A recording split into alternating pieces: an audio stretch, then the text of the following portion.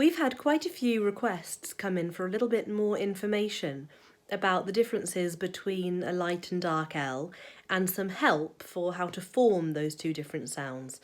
So today we're going to focus on dark L, which is the or sound in words like help or will.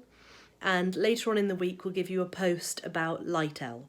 So if you want to work on your dark L, swipe through and there are some little video tips about how to achieve a great dark L sound. So the first thing to understand is that a dark L is an alveolar velar voiced lateral approximant.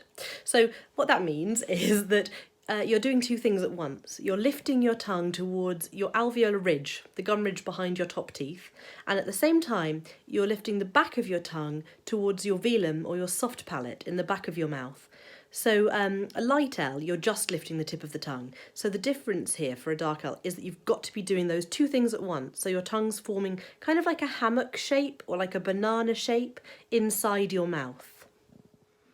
And two of the biggest issues that tend to go wrong with a dark L, it's either going to be that you're not lifting the back of your tongue up, so you're ending up making a sound that's too much like a light L, or it can also be that you're using your lips too much, so you're getting more of an oo sound rather than the or sound.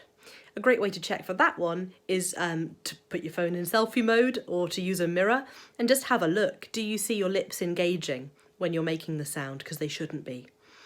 And for the other issue, for not lifting the back of your tongue enough, I've got some tips for that on the next video. So let's think about other sounds which are also made by lifting the back of the tongue towards the soft palate, because they can be a great way to help us find the muscularity we need for a dark L. So those sounds could be k, g, or all of them require the back of the tongue to lift just like on a dark L.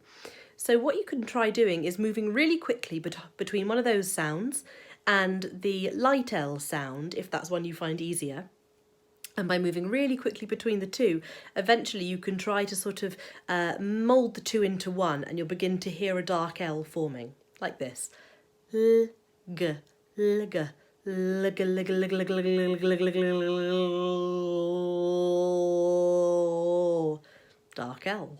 So once you're confident about the placement of this dark L and you can make it comfortably, what you want to do is to start integrating it into your speech. And the easiest way to do that is going to be to start practicing with words that have other sounds that also encourage the back of the tongue to lift. So as we said on the previous video, that could be k, g, or ng. It could also be the vowel sound oo, although you want to make sure that when you go into the dark L, you really relax your lips because they'll be rounding for that oo.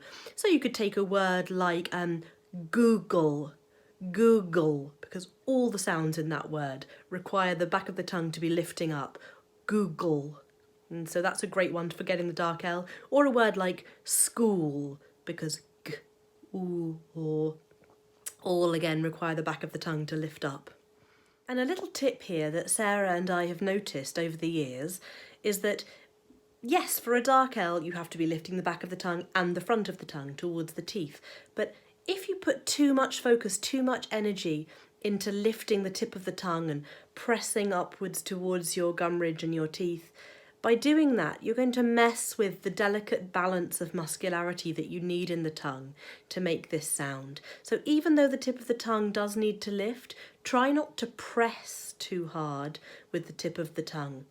So you want to just think about the tip of the tongue lightly, loosely, gently lifting up, and focus your energy instead more on the back of the tongue lifting up. Because if you push the tip of the tongue, that L will become too light sounding very, very quickly.